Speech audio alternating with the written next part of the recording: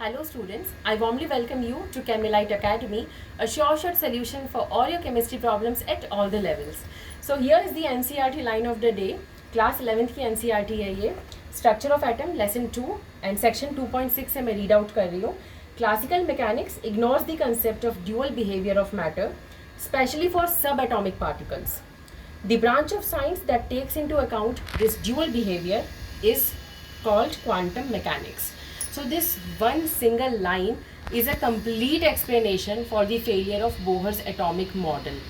So basically हम सारे सब एटॉमिक पार्टिकल्स का बिहेवियर सिर्फ और सिर्फ क्वांटम मैकेनिक्स के थ्रू बता सकते हैं, ना कि क्लासिकल मैकेनिक्स के through.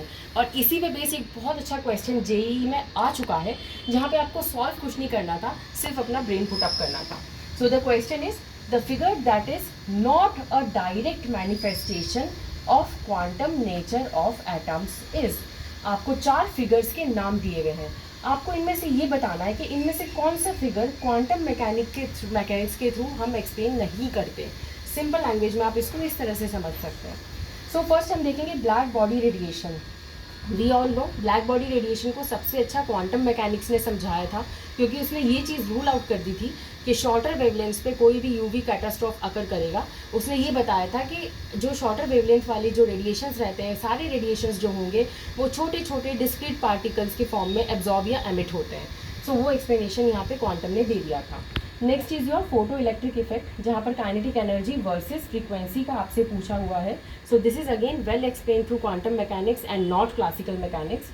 Then atomic absorption spectrum, वही एटम का पूरा स्ट्रक्चर कि एटम के अंदर जितने भी सब एटॉमिक पार्टिकल्स, अगर जैसे हम इलेक्ट्रॉन की ही बात कर लें तो वो है डिस्क्रीट स्टेशनरी स्टेट के अंदर या फिर ऑर्बिटल के अंदर प्रेजेंट होगा, ना कि किसी ऑर्बिट के अंदर.